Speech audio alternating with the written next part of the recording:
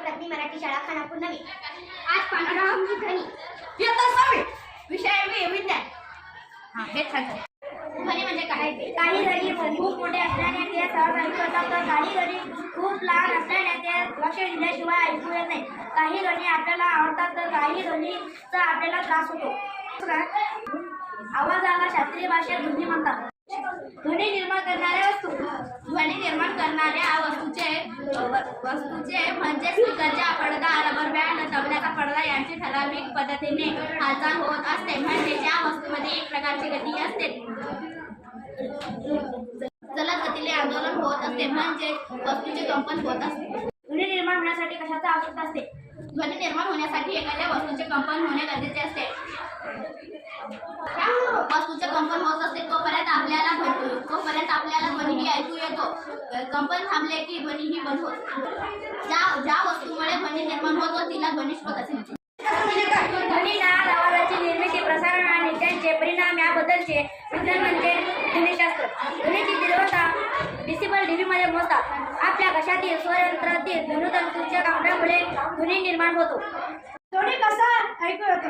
ध्वनी स्रोताभोवती हवा असते। ध्वनी स्रोताचे कंपन होऊ लागले की त्यालगतच हवेची थर ही कंप पावतो।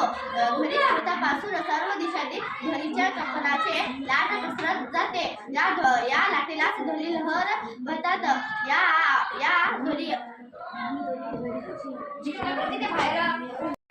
या ध्वनी लहरी आपल्या कानापर्यंत पोहोचतात। कानातील पोकळीत नाजूक पडदा असतो, तो कंप पावतो। या कंपनामुळे निर्माण होणाऱ्या संवेदना कानातील चेतूद्वारे आपल्या मेंदूपर्यंत पोहोचतात आणि आपल्याला ध्वनी ऐकू येतो। दोन फुगे घ्या, एकामध्ये हवा भरा व दुसऱ्यात पाणी भरा। चित्रात दाखवल्याप्रमाणे हवा भरलेला फुगा कानावर दाबून फुग्यावर बोटाने घासा आणि आवाज ऐका। आवाज हो सर।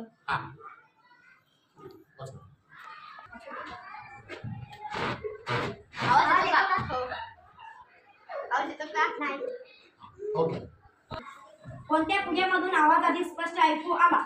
एक पाण्याने भरलेले भांडे घ्या, त्याच्या कडेवर छोटासा आघात करा। तुम्हाला काय दिसते? भांड्यातील पाण्यावर लाटा निर्माण का झाल्या आहेत? मी सांगते।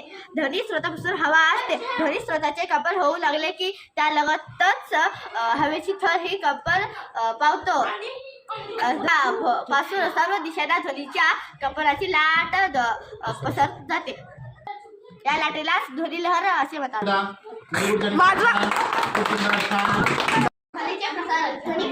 ध्वनी लहरीचे प्रसारण वेगवेगळ्या माध्यमातून वेगवेगळ्या वेगाने होते। ध्वनी प्रसारण वायूपेक्षा द्रवापेक्षा स्थायीतून अधिक वेगाने होते। ध्वनी लहरीचे प्रसारण वेगवेगळ्या माध्यमातून वेगवेगळ्या वेगाने होते।